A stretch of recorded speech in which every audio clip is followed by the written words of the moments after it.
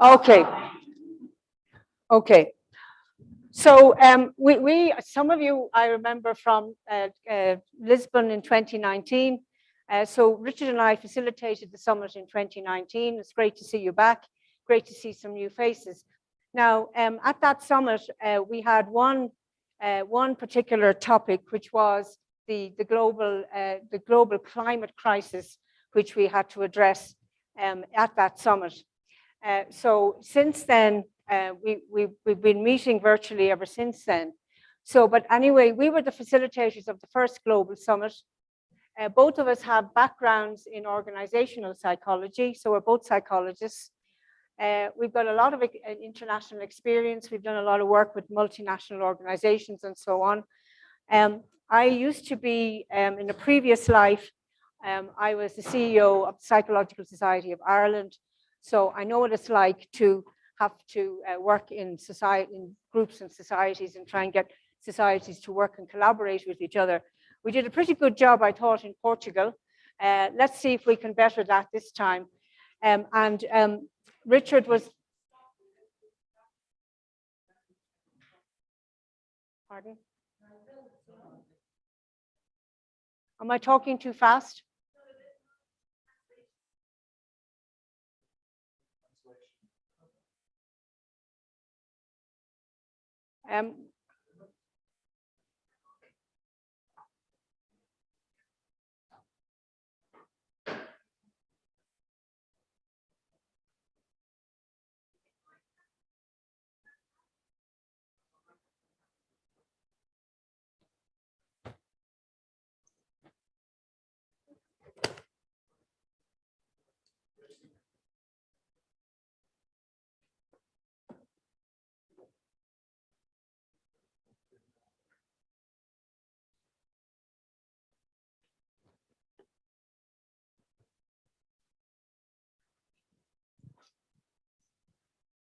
I think we will keep going, or we will run out of time to do the sessions we need to do. Can the people who need the translation, can you understand what I'm saying? No. No.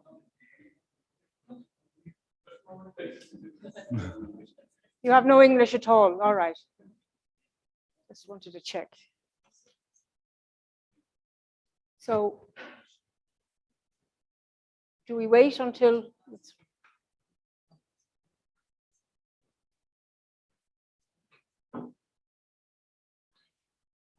Well, I'm not sure what we should do while we wait, Terry. Should we?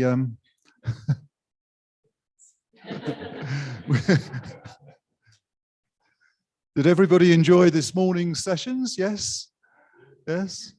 Any particular ones that were really good? Why don't you just chat to the person next to you just for a second? Say who you are and say what you enjoyed. Go on, just for a minute while we sort this out. If you can do it in the same language, that's great. If you can't, just talk amongst yourselves.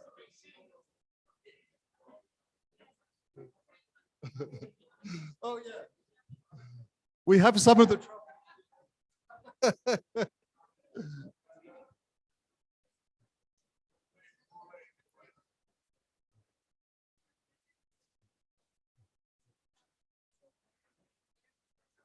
Sorry. Yeah, they did. Yeah. Okay. Who's speaking in Spanish here? Put your hand up if you're speaking en español. Ah, there are quite a few of you. How many have we got? Okay, good. Who's speaking in English?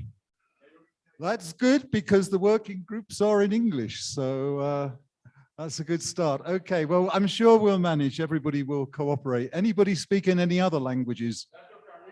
Ah. Great. Okay, that's really good. Thank you. Are we ready to get going now? Not yet. Do we have a time estimate? Do people have you've got headphones? Or you have headphones? Okay. Do we have to start again from the beginning? I think some of the things that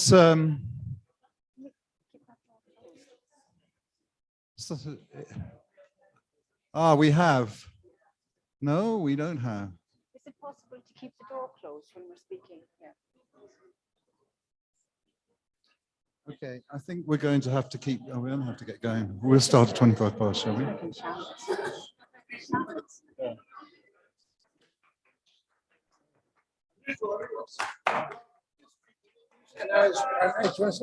Yeah, do you want to ask? Huh? Yeah. Okay, do you want to go and talk to them there? Meanwhile, We can go? Okay, we're okay. Okay, also, thank you. Okay.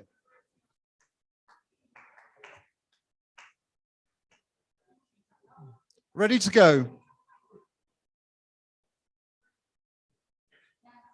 Okay. Excelente. I'm testing who speaks Spanish. Hello. Bonjour. Guten Morgen.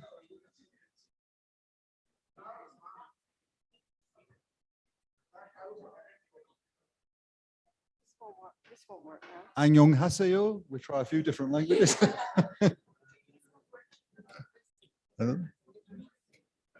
Yeah. Well, I can't think of too many. It's not working now. Dutch, good morgens. This is the afternoon, but how many things can go wrong in this place?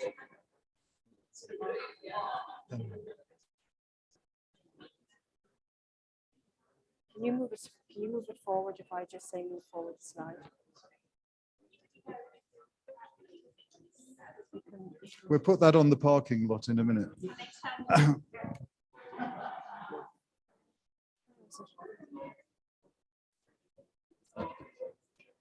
This isn't working now. Oh, there. Yeah.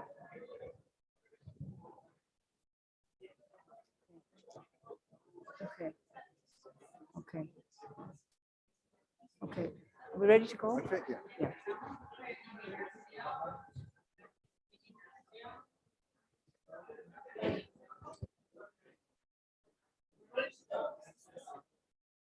Okay, okay, just testing. Can you hear? Are you getting translation now? Yes. Okay, excellent. Okay. All right. Okay. All right. Let's move on then. We were just introducing ourselves, and you can see on the slide there who we are. I won't go through it again, but Richard and myself will be taking you through the working sessions over the next 3 days. We'll have one or two speakers in between that, but the bulk of this work from now on for the GPA is to work on the task that we have set out for the next 3 days. Just before we do that, we need to maybe just move on to the next slide. Yeah.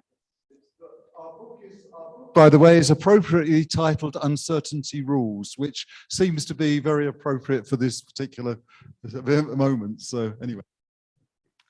Okay, so we just thought we would just remind you that these 3 days are a summit. They're not a convention, they're not a conference, they're not a meeting, they're not a workshop. It's actually a summit. And what a summit does, there's a definition of a summit.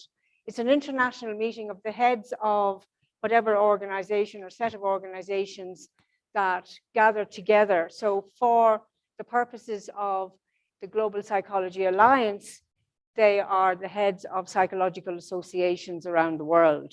So it's an international gathering of international psychological and national psychological associations who have a common subject. And we have a common subject here for the next 3 days. Sandy outlined in her talk before lunch the key 3 things that we want to discuss while we're here for the rest of the week. We have 3 SDGs, which Richard will talk about in a minute. And that's the common theme and common piece of work that we need to work on while we're here for the 3 days. We have a prepared agenda. It's very flexible, and it can be co-created and shaped by all of us here.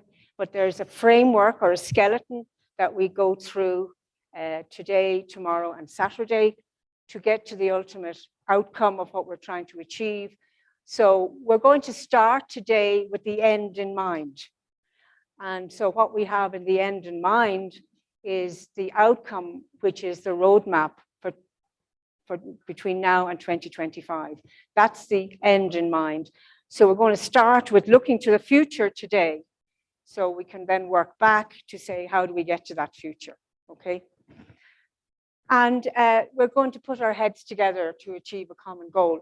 One of the things that I found, one of the key takeaways for me this morning was that the next disruption is collaboration. And it's really, really important, collaboration. Collaboration is very difficult to do in practice, as we know. And in order for collaboration to take place, and we'll come to this shortly in what we're going to say, is that we have sometimes we have to be able to give up some of our power in order to collaborate with others who also feel they have power. So we have to share something in common, and that means giving something up. So we can't all get our own way here over the next 3 days. That's the meal message. Some of us will have to give way, and some of us will have to share some of our knowledge and some of our experiences. But and ultimately we'll come to some common agreement by Saturday. So that's the challenge. And as Sandy said this morning as well, which is one of my favorite words, and it's a word that Nelson Mandela, we saw the brick in his wall in his house in South Africa, and it's in a brass plate, and it just says courage. In order to actually collaborate, we need a lot of courage.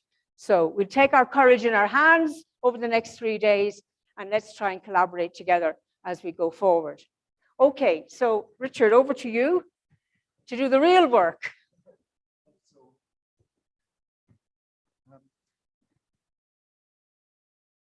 We've moved on since Lisbon, and I think for those of us who were there, it's remarkable what has happened in those 3 years, because what started as the first meeting, realizing we just wanted to get together, and a strong drive, feeling that there were these really important global issues which we could only tackle together, We had that first meeting and we didn't know how it would go.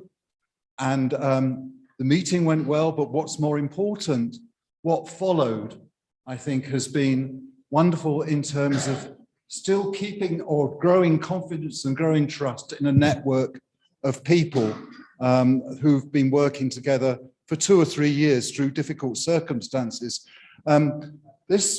If I got the bottom, it would be really nice of the picture. Is there a bottom to the picture? Sorry. Okay. Can you hear me okay? Yeah. That's a picture of the Lisbon summit. Since then, it was just after Lisbon that we got COVID and the pandemic. And we had to adjust totally, really, what we were doing.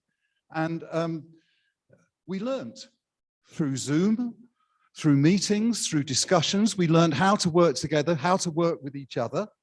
And we learned not just that, we also learned quite a lot of technical things, I think, because we had some fantastic talkers, some really clever, brilliant people from around the world who talked to us, and we really developed from them. And, you know, that carried on, the learning carried on. We had a wonderful virtual conference actually last year, which some of you will have been to.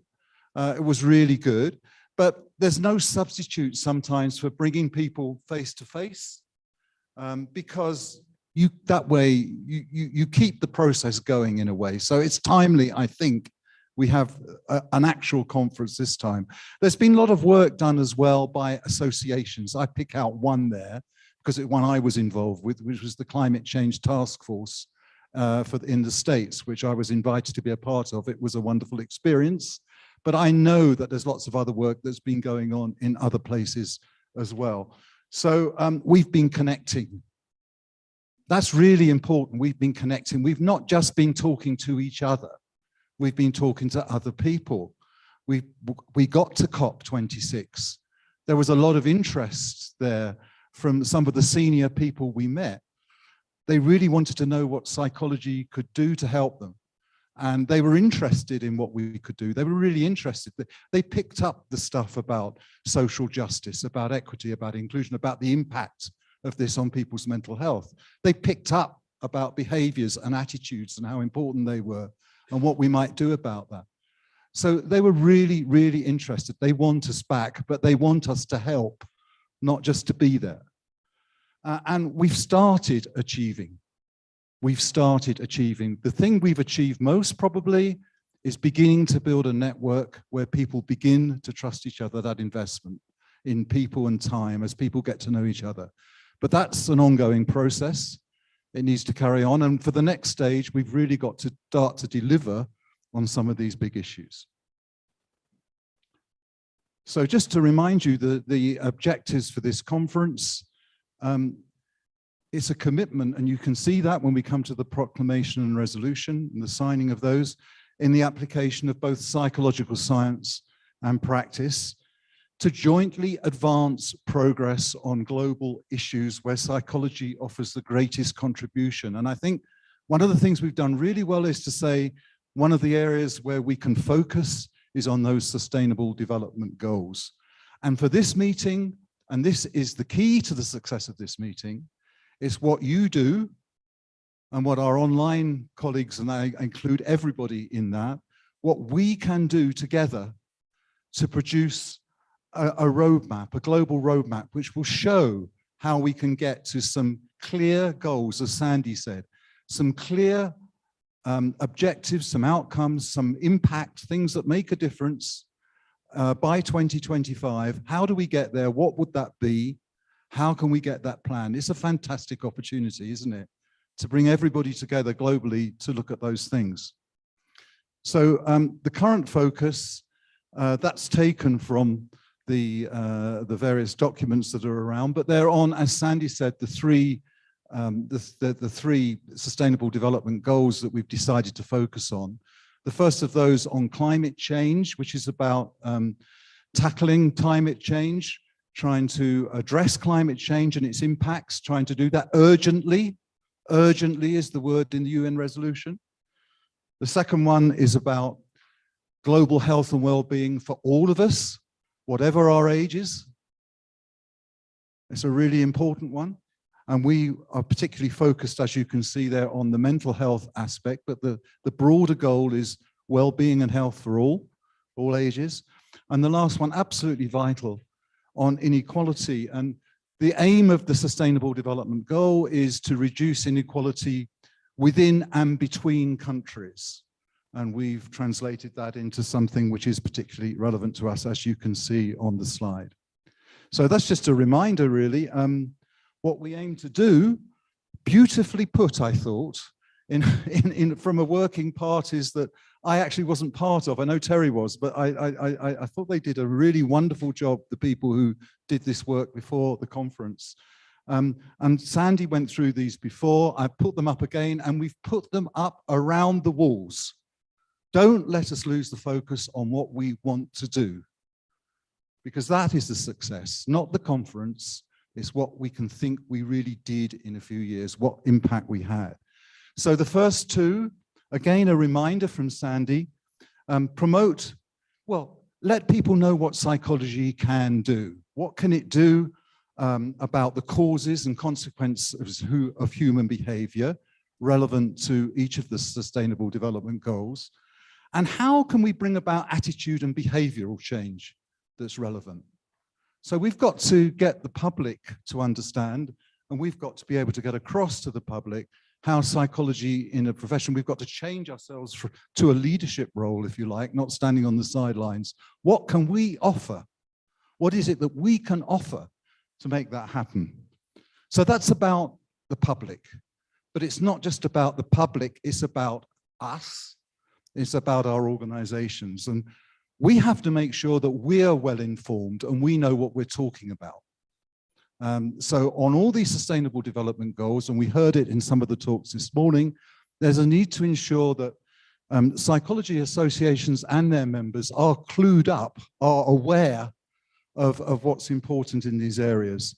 including information about these SDGs in their programs, in what they do, their educational materials and practice, and actually carrying that as well. Obviously, they need to talk about that to other people.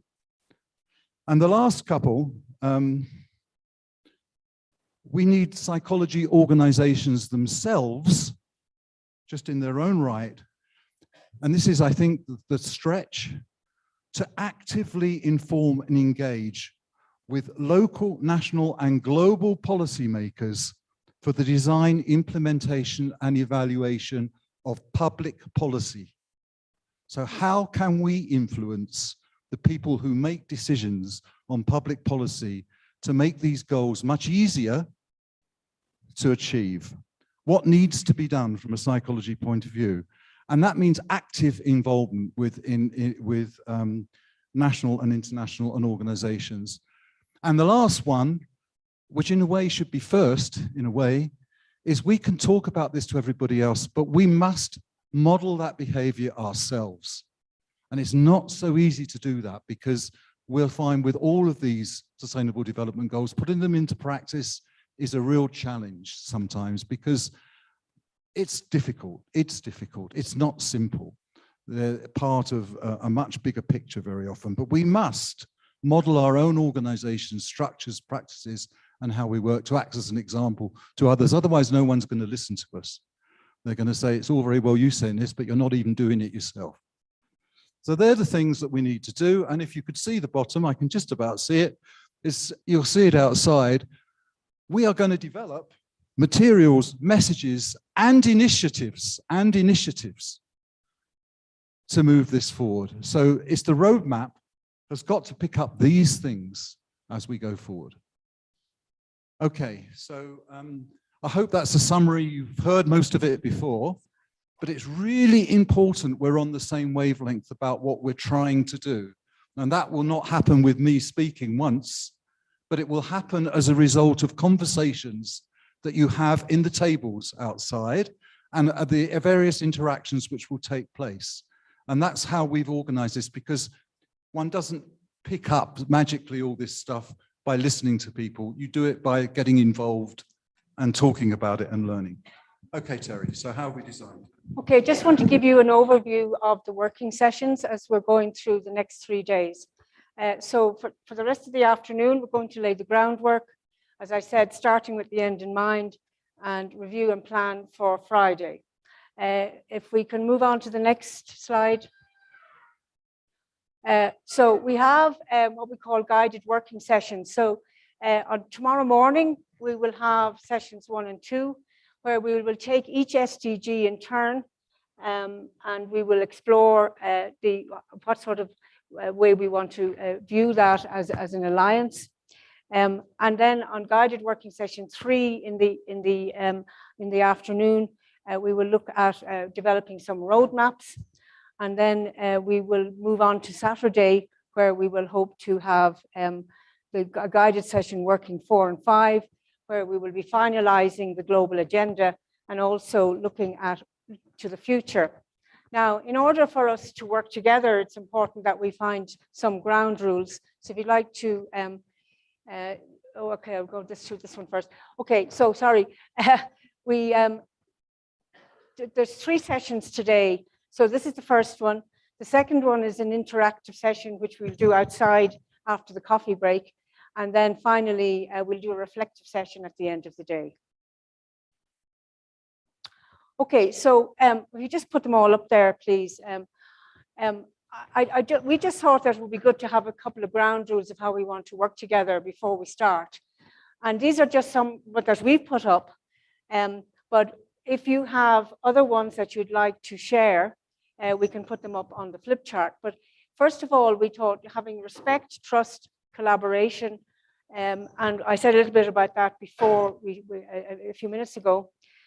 Use our skills of problem solving and dilemma resolution, because we'll hit a few dilemmas, I'm sure, as we go through the week. Look at the balance of support and challenge.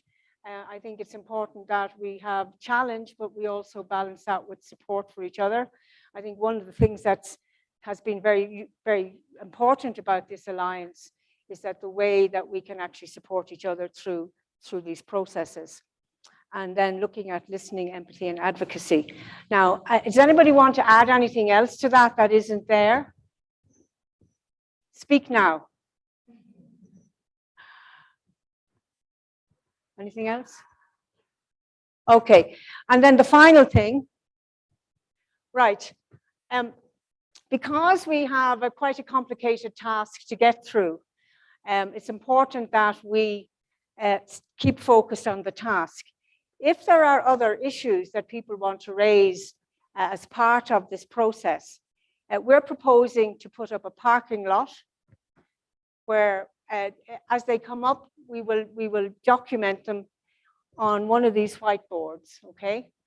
And as issues that come up, we'll put them in the parking lot. Some people might consider them distractions, others might consider them essential things that have to be discussed. But if they're not part of the work and the task that we've got to do, we will put them in the parking lot and we will deal with them on Saturday, okay?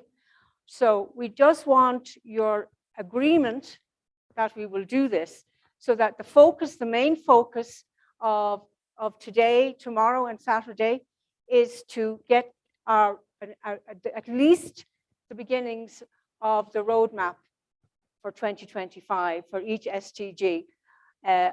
Whoever has that phone, take it outside. We need to keep focused on the task, right? But if there are other issues that come up that people would like to discuss, they will go up there and we will deal with them, but not now. Okay, so that's if we can agree that, then we can move forward and stay focused on the work we have to do. Any questions?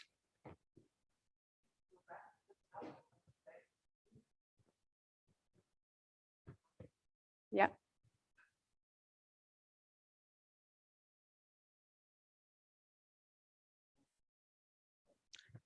Do you want me to say something about it? Okay, I can say something about it. Okay.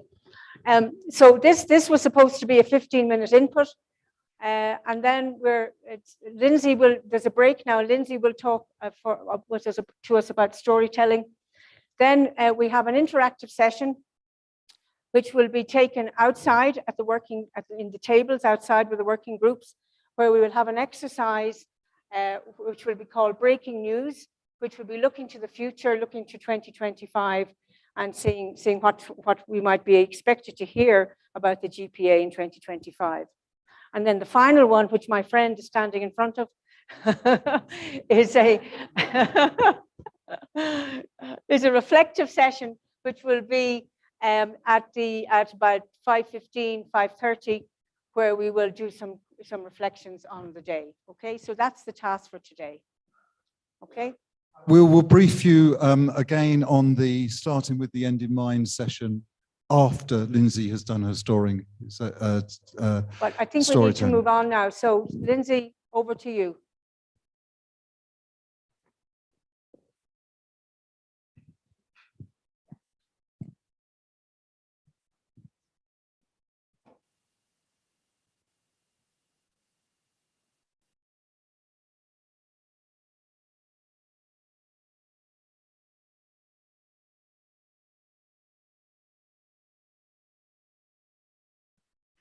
Okay, can you hear me? Okay. Hello, good afternoon, buenas tardes. I've really enjoyed getting to talk with some of you so far, and I look forward to talking with more of you soon. For those of you that I haven't met yet, I'm Lindsey Allen, Senior Editor at APA on our communications team. I work on our member magazine, The Monitor on Psychology, which is an award-winning magazine that goes to over 80,000 people.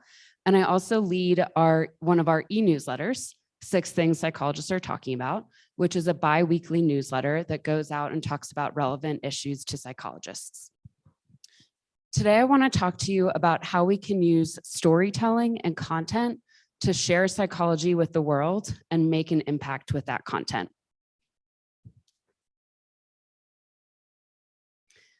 Okay, I'm going to try to speak slow to make sure everything is understood, and also fast to get us back on schedule. So we'll find somewhere in the middle, but I do tend to speed up when I get excited about things. So I'll try to go a little slower.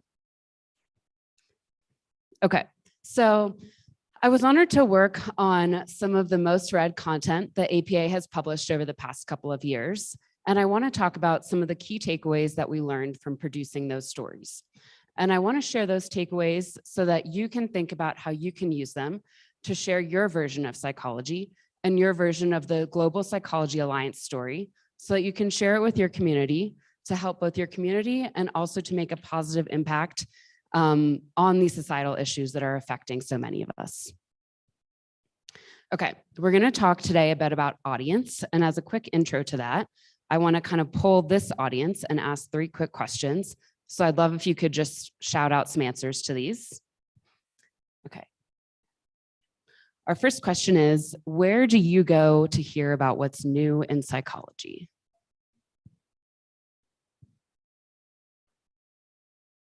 Articles, okay. Journal articles. Conferences, events, talking with colleagues maybe, talking with mentors, learning from your students as well maybe. Okay, so we find our news about psychology in a couple different places. Who do you want to have an impact on? The world, children, policymakers. You guys are hitting all the ones I wanted to hit. This is great. Is there one more? Sorry. The community. Yes, your community. Yes. Okay, great. Okay, and this is a similar question, but it's kind of different. Who do you want to know more about the work that you're doing? Members, government, academics. Yes, you want your fellow academics, maybe other clinicians. You want other people to know about the work that you're doing and the progress that you're making. Just leave it there. Okay. Okay, so we'll come back to some of those soon. So what we've seen since the pandemic started is that more people than ever before are looking to psychology for answers on some of these societal issues. And the great thing about psychology is that a lot of the time we have them. As we all know, so many of our societal issues are behavioral issues, which makes psychologists the perfect people to talk about these issues and communicate about these issues and share what we know with the world. What's also really interesting about communicating about psychology is that people are kind of already naturally interested in what we have to say. Most people have a basic understanding of how psychology may fit into their lives and how it affects them. We don't have a world of neuroscientists and clinical psychologists, but we have a world of people who know that psychology plays a big role in their lives. And that means a lot of people are already kind of naturally interested in what we have to say. It's kind of set up to be interesting. So it's our job to get out that information and communicate with them. In a 2022 study that the Harris poll did for APA, 84% of US adults viewed psychology favorably. And with that positive view of psychology, the natural curiosity and interest that people have in psychology, we have a unique opportunity to make an impact with our communications and share information that will help people. As we all know, there's an incredible need for psychologists' work on today's issues, and there's incredible need for people to know about it so that we can make an impact on those problems. And telling the story of how psychology can make an impact is how we can reach people and how we can connect with those people. Okay, and we can do that by thinking, I'm kind of standing in front of this.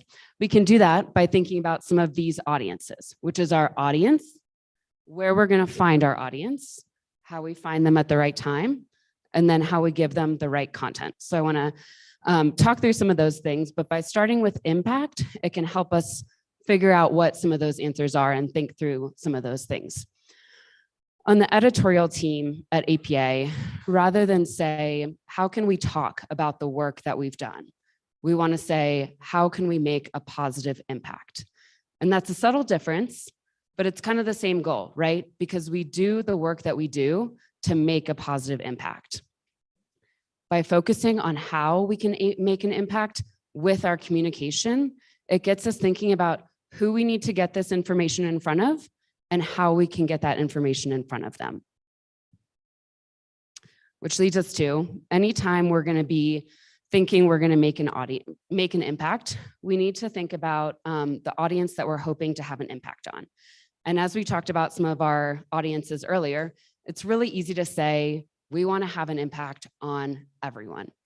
We have a lot of issues that are really, really big, right? These are huge issues affecting millions, billions of people. But when we're thinking about content, we have to think about our specific audience for that piece of content so that we can craft a message that's going to effectively communicate with that audience.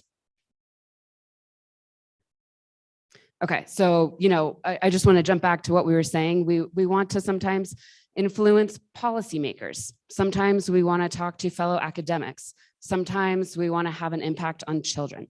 All of these people, we're going to have different messages for, right? You can't craft one message that's going to go to everyone and have the same kind of impact. Okay, so once we know who our audience is, we want to think about where we can reach them. And thinking through this part is really critical too, because even if we had all the answers to every single problem, if we put them on a print piece of paper, made 1 million copies and started handing them out on the corner down here, we're not going to reach our intended audience, right? We have to think about how we can get in front of people where they already are and make ourselves a part of their lives rather than making us look for us and seek us out. And once we know that, we can say, I know who my audience is. I know where to find them. By figuring out where you can find them, you know how to get in front of them. Then we can think about how to produce content for them. Okay, and before I talk about producing content, I do want to take a step back and say that we use content as part of a larger communication strategy at APA, one of the building blocks of a much larger, thank you. For one of the building blocks for telling psychology story. When we're trying to impact different people with our content, we're going to employ different strategies to engage with different audiences. So this kind of graphic, if you can see it, shows some of the different strategies that we can consider. So in a couple minutes, I'm going to talk to you about some stories that we did on misinformation. We started talking about misinformation a couple of years ago, and we quickly realized that psychology had a lot to offer in preventing and stopping the problem. We had several articles in our member magazine focusing on psychology's potential for impact on this topic. And that was to communicate specifically with members. We also had a podcast with Dr. Dolores Albarracin, who studies people's reactions to misinformation in different areas such as politics, vaccines, and other health behaviors. Our podcast is more aimed at members of the public. And so that was a different way to engage with another audience. It also turned into a main stage discussion at our annual convention, which was another way to engage with members.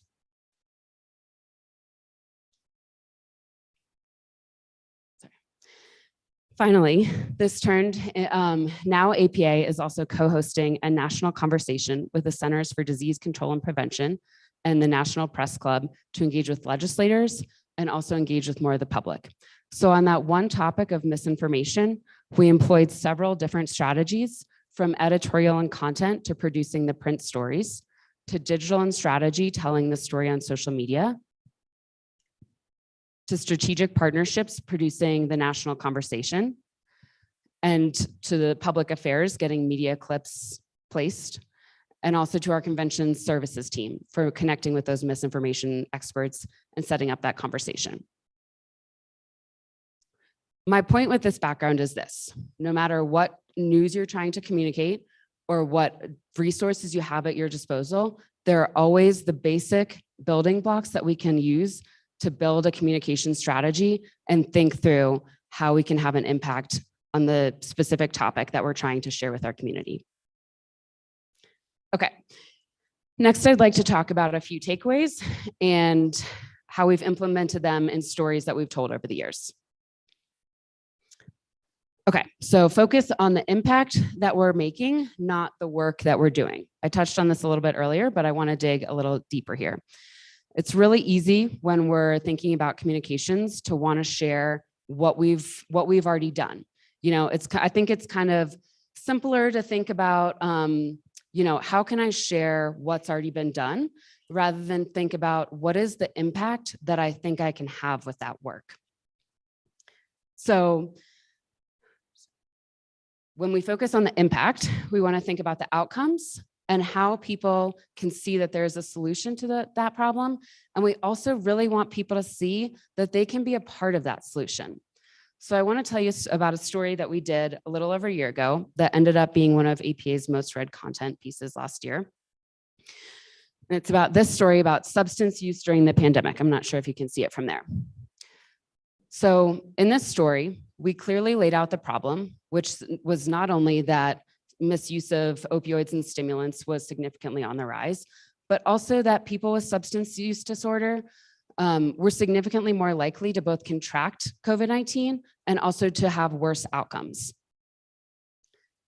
We backed up these facts with research, and we talked about some of the reasons behind the problem, including shifts in drug availability, changes in access to treatment, mental health stressors of the pandemic. There were a lot of reasons behind this increasing problem.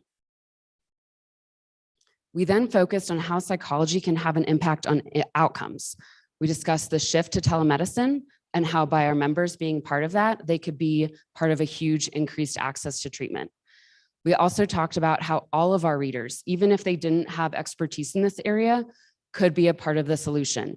Maybe we have clinicians who could ask all of their patients about their substance use, rather than people they might just suspect of having a problem. But by asking all patients, you can identify people who may need help early on. We also suggested ways to extend compassion and explain to patients the compounding stressors of the pandemic and why that's had such an impact on people during the pandemic and why that has led to increased substance use.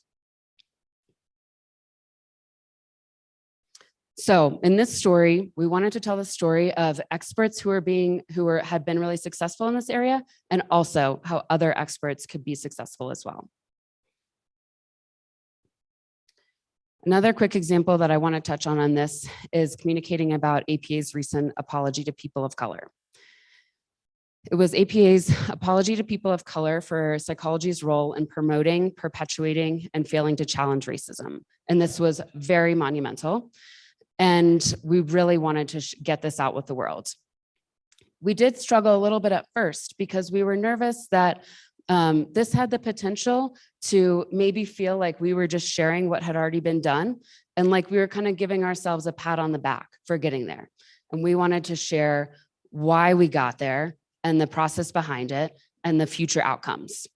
So what we did when telling this story is shared some of the pieces of the timeline of psychology's harms against people of color, talked about psychologists of color who have been working on this field for decades, and also talked about outcomes of this apology, areas for progress, and how people could be part of these improvements. Okay, so when we are trying to make an impact, it's really important to, as we talked about, know your audience, think about who you're communicating with, and a lot of times that might mean communicating with a non-academic audience. A lot of psychologists have experience communicating with other academics, and there can be a huge difference in the way we communicate. And I do want to say a lot of the stories I've talked about and we'll talk about today are from our member magazine.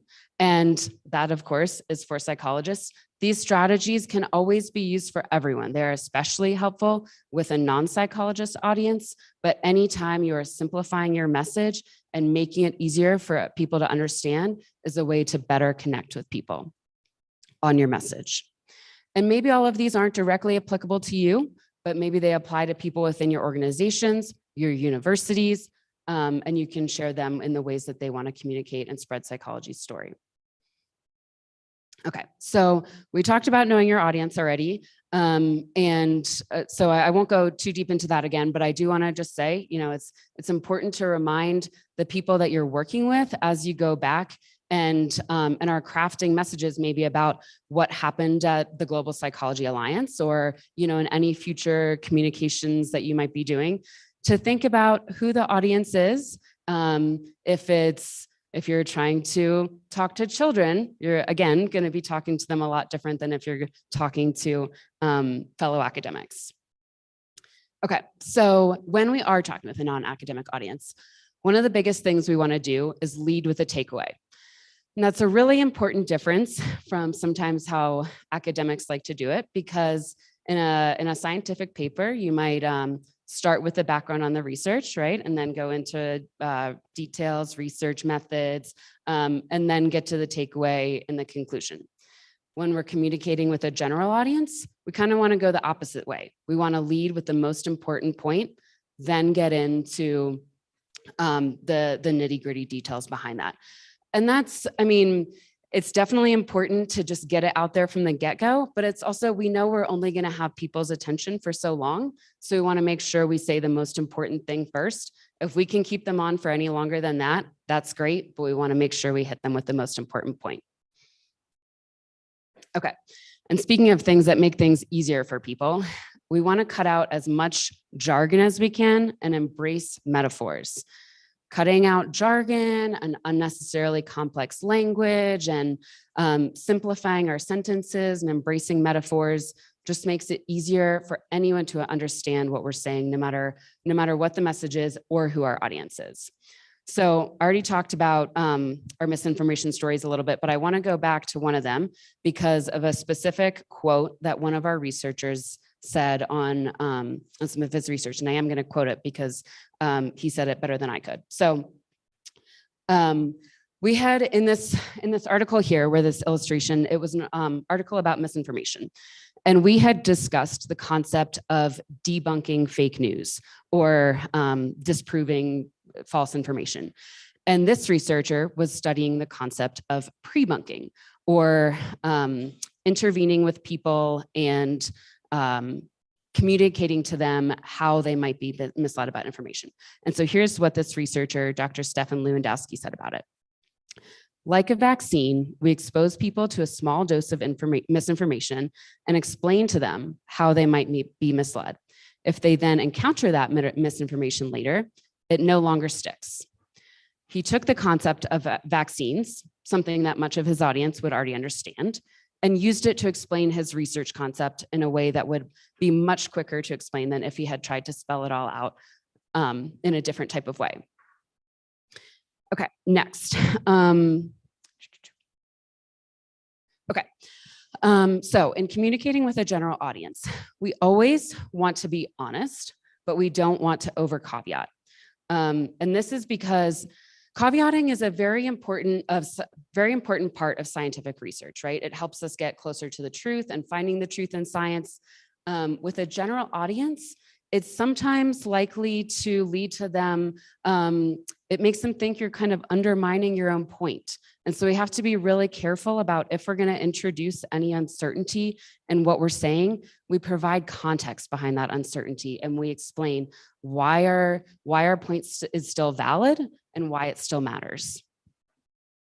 Okay, and then one of our last steps, find your outlet. That's going to kind of come back to and is a more final stage of knowing your audience, because you want to think about where your audience is going to be. So again, you've kind of crafted your message. So this will already have kind of been developed a little bit as you've crafted your message, but maybe your outlet is a social media post. Maybe your outlet is an op-ed in a local newspaper. Maybe your outlet is a TV segment on mainstream news. You have to think about what your message is going to be, and then how you can find the appropriate outlet for that. Okay, and a final strategy that doesn't apply to print, but definitely applies to communicating with a general audience. And that is encourage psychologists that you're working with to train for a media presence. And that's important as we're trying to share psychology's message with the world.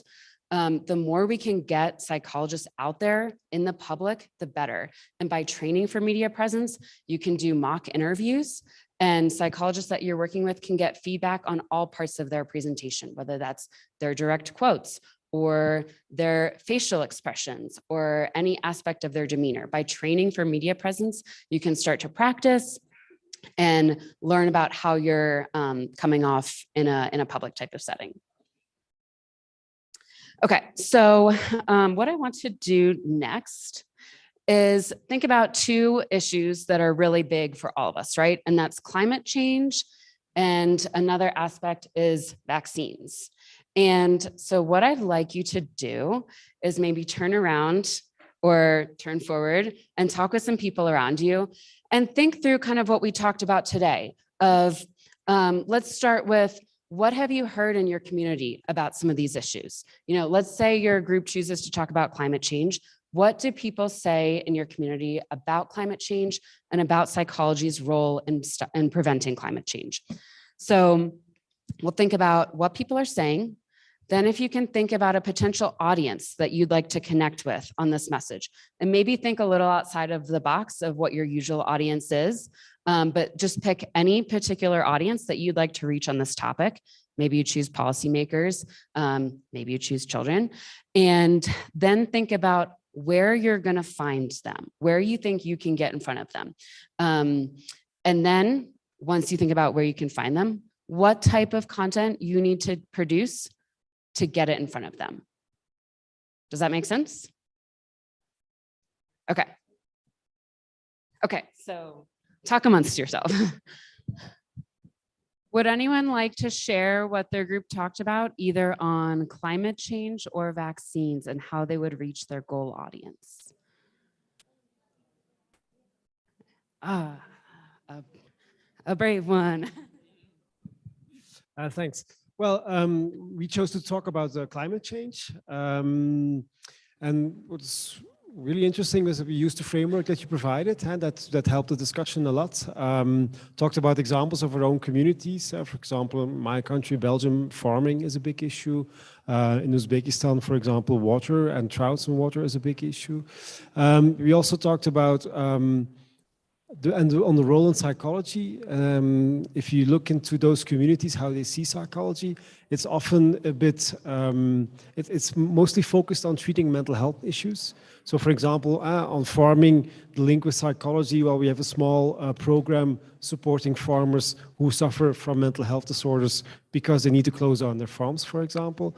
But the general idea of how psychology could influence a population on building resilience, on preparing for change, and so on. That's a topic that is not common sense, that's not known in the general public. So how are we going to tackle those? Who we are going to talk to get that idea across? What would the message be then?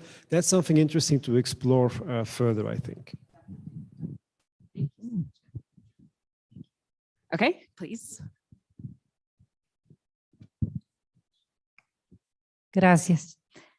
Bueno, aquí en el grupo estuvimos prácticamente de América Latina. Y al principio analizamos si tratábamos el tema de COVID o el de cambio climático. Ay, es que me estoy oyendo yo misma, perdón. Sí. Entonces, decidimos por el cambio climático. Luego analizamos a qué población nos consideraríamos que sería conveniente dirigirnos. 3 de mis compañeros indicaron a los niños. En mi caso, yo me enfoqué al gremio del Colegio de Psicólogos de Guatemala. Cada compañero expuso su punto de vista diciendo que los niños pues eran como más fácil de modelar, de moldear, de generarles ideas positivas y adecuadas para el ambiente, para el cuidado del ambiente. Yo diferí porque les expliqué y les expuse mi punto de vista, y si no es así, lo dicen, que para mí trabajar con los niños era a largo plazo, ¿sí? Otro compañero acá indicó que con los niños también existía la posibilidad de que pudiéramos generar algún cambio, pero quienes al final estaban en contacto con ellos y los educaban eran los adultos. Mi compañero habló de la incidencia de las políticas, de la ley, la legislación, etcétera. Pero entonces ahí entró otra vez yo diciendo que en el equipo de psicólogos hay psicólogos educativos, clínicos, organizacionales, ambientales, bla, bla, bla. Entonces, que sí, y que están más sensibilizados que otros adultos y que saben cómo tal vez transmitir el mensaje de cómo hacer el cuidado del clima, ¿sí? O del ambiente. Entonces, en conclusión, unas personas hablamos que a niños, otras que a adultos psicólogos, incidir en las políticas, y eso es todo. Muchas gracias. Pero falta algo, seguro. No, sí, importante. Los niños, ¿por qué? Porque hay que modelar el futuro. Los niños, porque hay que modelar el futuro. Los adultos tienen muchos vicios y hace rato venimos trabajando en tratar de modificar conductas, actitudes, y no lo logramos completamente. ¿Por qué? Porque faltó siempre una educación ambiental, una educación ecológica, y por eso como estrategia propuse, ya que yo pensaba que se iba a hablar como grupo, pero bueno, propuse trabajar con los niños para lograr empoderarlos desde tempranas edades en una cultura ecológica, en una cultura ambientalista. Y los niños, cuando usted los empodera bien, cuando empodera a los maestros, y esto tiene que responder a políticas públicas, usted está trabajando no solo por el presente, sino por el futuro. Y la humanidad necesita futuro. Yo ya terminé, gracias. The next time I want to address my people. Yeah, thank you so much. I didn't catch all of that. I caught, so, una más.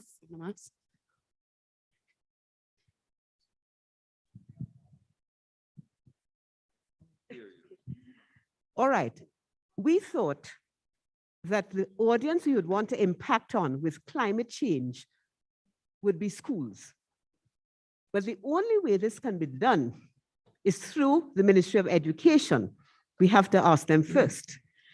And we thought that the way to do this, we might ask them to have a little competition, an essay competition, asking school children, what do they know about climate change? What do you know? And through that, these children may ask, well, of course, they will look up on the internet to find information. Parents may get involved. Other people will get involved, and there will be a general awareness of what climate change is all about, because that is what we want to raise. When this subject of climate change reaches everyone, they need to know why we're going to ask them to do certain things. For example, we want you to think about the electric cars that we may have to now implement. Mechanics will have to know how to fix these cars. Every strata of our society must know about this, so that people's reaction to it will not be one of objection, but one of more of acceptance. And that is the outcome we want, to accept what they may have to do to adapt to climate change, because it is here. And I'm speaking from Trinidad too. When it really hits us, it's here. Frank said this morning, yes, our coastlines are receding. When we ask people, well, you have to move to another part of the district so that there's no objection to it, that people can accept this and psychologically cope with it, because this is what is in front of us. We have to get people to understand and to accept. That's how we plan to reach the entire nation and, you know, our audience. We hope the outcome would be successful. I don't know. It's going to be a lot of to-in and fro-in and objection, but we have to keep trying again and again and again, and be starting with the schools, the young ones. Even though some of the psychologists may start with their clients who come and ask them, what do you know about climate change? So it starts somewhere. Yeah. But I think the first place would be in the schools. That's what I think. Yeah, all right, sorry, it's her hand next, so yeah. Thank you so very much. My name is Gerda Nicolai. I'm here with my colleagues from the Caribbean, right? Kai Morgan and Javila over here from the Caribbean. And our focus in our conversation was really to target the industries, right? I think that as psychologists, we tend to focus on individuals, but we know very well for us in the Caribbean, the impact is really industries, right? That is significantly contributing to the climate issues that we are seeing. And particularly, I'll give you an example that we're talking about that affects all of our nations, and that is the cruise ships. In order for a cruise to dock in any particular place, it usually is in a vulnerable community. It rarely goes to one of the rich communities, right, as a place. But in order for you to do so, the mangrove gets impacted. And when the mangrove gets impacted, it affects the ability for both the farmer, the fishermen to go get fishes, right? It also doesn't allow for when storm comes in, that there's more water that comes into the villages as a result, because there's no protection of the reef right there that is overly impacted by that. So in addition to that, most of the fishermen are not able to go fishing because the resources, the boat they have are not able to go in the deeper part of the ocean, right, to fish. And it takes about 3 to 4 months after a cruise ship dock to a place for the water to settle for the next, for the fishermen to be able to go and so on. And so that's a huge, effects for us. So we are very much interested in getting to those boardrooms, right, to get in with the shareholders, to really show the evidence of what it means while we're enjoying ourselves on a cruise ship, but what does it mean to the local communities after, during the time that you are there, and the significant ways that it's impacting both the economy and the development of many of those countries as well. We think there are very innovative ways that people can absolutely enjoy the cruise. We're not here to say, to our cruise ship, we're not getting in the boardroom to say we want to do away with them.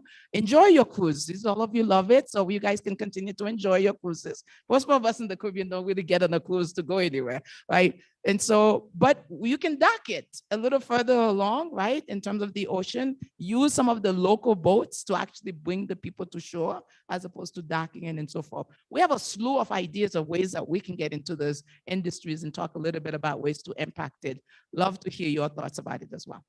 Amazing, thank you so much, yeah. I just add a quick thing because we were also talking about, we particularly like the presentation this morning on the interdisciplinary work, and so in these areas, we see where things like psychology and maybe even engineering can get involved, right? In terms of, whatever fuel and how you're gonna use that. We talked about what about hybrid boats, right? Or, or maybe there's something already going on, but these kinds of conversations, which are alternatives, because the bottom line is always going to be the profit for these individuals. So this is not a do away with it. This is another options that you can explore. And there's a lot of resources for things that are around climate change or environmental protection. And so there's access to possibilities for research for how can we make this better for the community and the world at large. Yes, I love that point about the interdisciplinary teams. We have time for, I know that you wanted to make one quick comment. That's going to be our last comment. Thank you so much. Aló. Voy a hablar en español. Represento al grupo con Juan Carlos y con Lisian. Julio César, Juan Carlos, no, Julio César y Lisian. Discutimos sobre el cambio climático, la creciente intensidad de los eventos naturales y decidimos como entidades profesionales generar 2 mensajes, uno hacia decisores políticos locales y otro sobre nuestras propias asociaciones científicas. Lo hago breve. ¿Por qué? Porque para el decisor político tenemos que explicarle que estos eventos naturales tienen efectos complicados sobre la salud mental de las poblaciones, en especial las mujeres que están en sus casas con una perspectiva de género y con incluso con una perspectiva de justicia social, de inclusión, y cómo la salud mental está afectada por estos eventos, y partiendo de la base de que no son desastres naturales, sino en donde el ser humano tiene una responsabilidad en los distintos estamentos. Incluso se puede mencionar el marco de acción de Sendai que habla de la responsabilidad del ser humano en los riesgos de desastres. Y por otro lado, hablar a nuestra comunidad profesional para que asuma la responsabilidad de analizar y hacerse responsable también de conjugar los eventos naturales, los efectos de los eventos naturales sobre la salud mental de nuestra población. Hay ansiedad, hay angustia, hay incertidumbre que hay que gestionar de mejor manera emocionalmente, y nuestros profesionales tienen que tener eso en su menú de intervención técnica profesional. Pero no lo tenemos, y nuestras asociaciones tienen que tomar responsabilidad en ese sentido. Eso es un poco, ¿no? Más o menos. ¿Está bien? Okay, I think we're going to wrap up there. Muy rápido.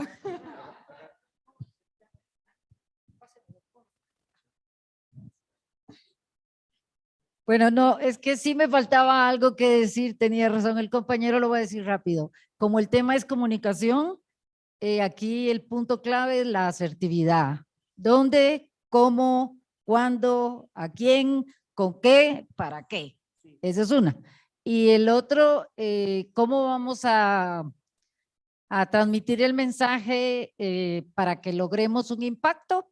Por ejemplo, en Guatemala hubo un departamento del país que antes de que las leyes o la constitución, etcétera, lo decidieran, prohibieron el uso de bolsas plásticas, platos desechables, etcétera.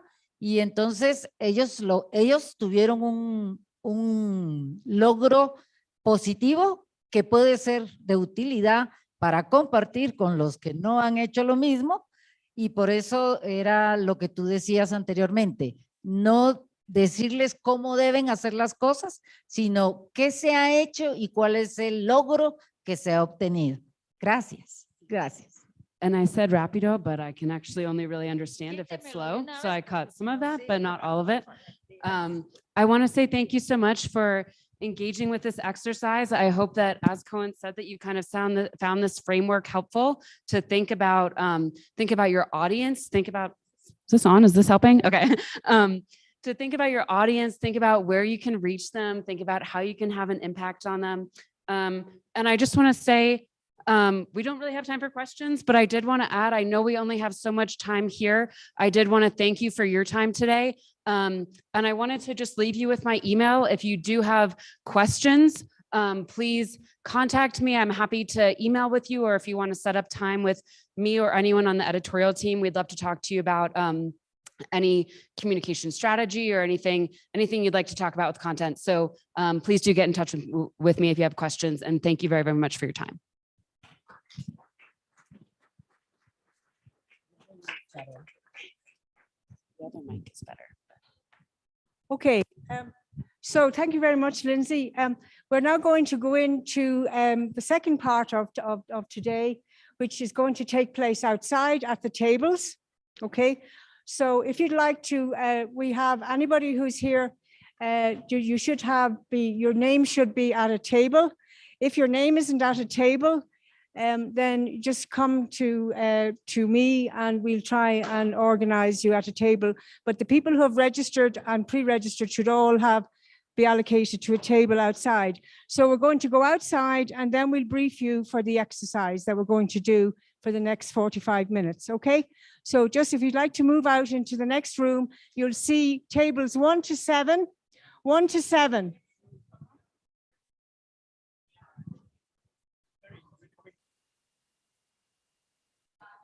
You're going to sign. You need to sign. You can either take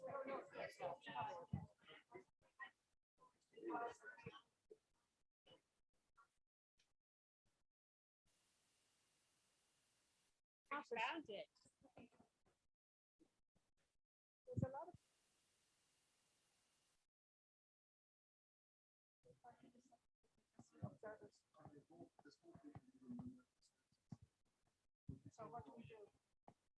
There are two tables that are free. Then 9th and 10th. We can do. You sort it out. Okay. No, let's just get people who signed up. Have I got a microphone anywhere? Ah, perfect. Have I got? Where is? Sorry, where is the stuff? You put them out, Danielle. You put stuff on the tables. Oh,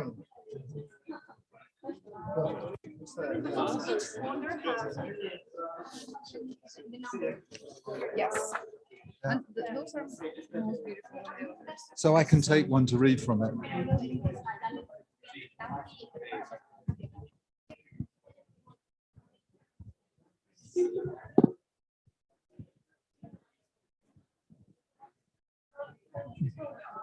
Hello, hello. Una cosa a la vez.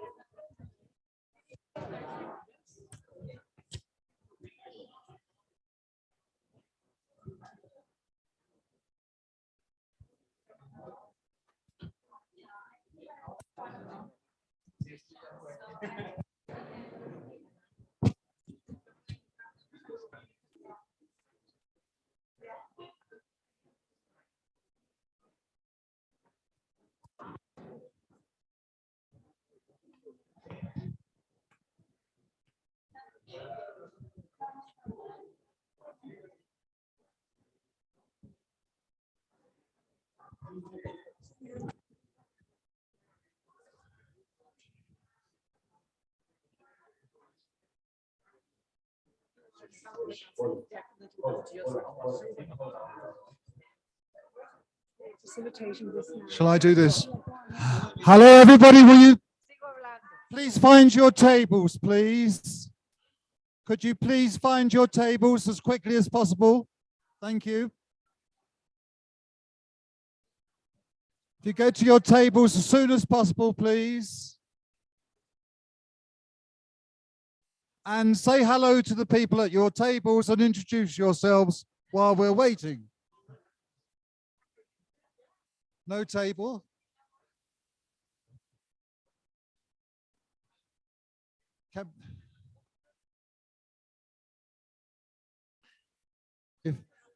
If you're unable to find the tables, the people in the center here will direct you. Okay, the two. Okay. I should be loud enough now because I'm in stereo with two microphones, instructions and headphones. I feel like I should be performing. Okay, how are we going? Usha, your table, right, okay. So the exercise today, this is the first working exercise, okay? It's a really important one because it builds on, it's starting with the end in mind. So it's building on that brilliant presentation that Sandy Schulman gave this morning, talking about what we would like to have achieved by 2025, all right? And it's starting to think of that, and it sets the frame for what we're doing in terms of getting there in the roadmap. So this is one of the things about a meeting that's really good, a meeting face to face, is that there's a chance for creativity in a way that you can't have always on Zoom. So at least they say in Nature, a big paper, a publication in Nature in April this year, which talked about how face-to-face meetings could sometimes create a degree of creativity that you cannot get on Zoom. So that's why we've put this in. And we've incorporated people who are on Zoom as part of your tables. So some of you will have people at your tables who are not here, but are here. So in a way, they're in the face-to-face meeting. So hopefully they'll be able to take part in this exercise. Now, the exercise is a very simple one. Imagine that it's June 2025, 3 years from now, and you're about to attend a GPA meeting to review progress since this Bogota summit now. there's a lot of interest in this summit from around the world and media around the world. And we've talked a lot about the impact and media in the last session we had and how important that was. And a number of stories have been published about the GPA and its achievements. We're becoming famous. We're becoming well known. We're beginning to make a real impact. So a headline in one report particularly gets your attention. And when you look at it closely, you notice this is just the start of a very comprehensive story about the GPA and what it's done, and including a very interesting and informative cover story. So in your groups, what we want you to do is to take 30 minutes to complete this exercise. We want you to create a cover story for the media of your choice. Now, the simplest one would be a magazine, but if you're more sophisticated, newspapers, social media, we don't want to constrain you in any way with that. Use your imagination. But what we would like is to get from you really a headline, a summary of the cover story with key milestones and events. We'd like you to think about what that might be. We'd love it if you could come up with a picture which would illustrate something so it looks good. Might be a list of feature articles backing up the main cover story, and maybe some quotes from stakeholders, from people, fit what they'd say. So this is imagining yourself.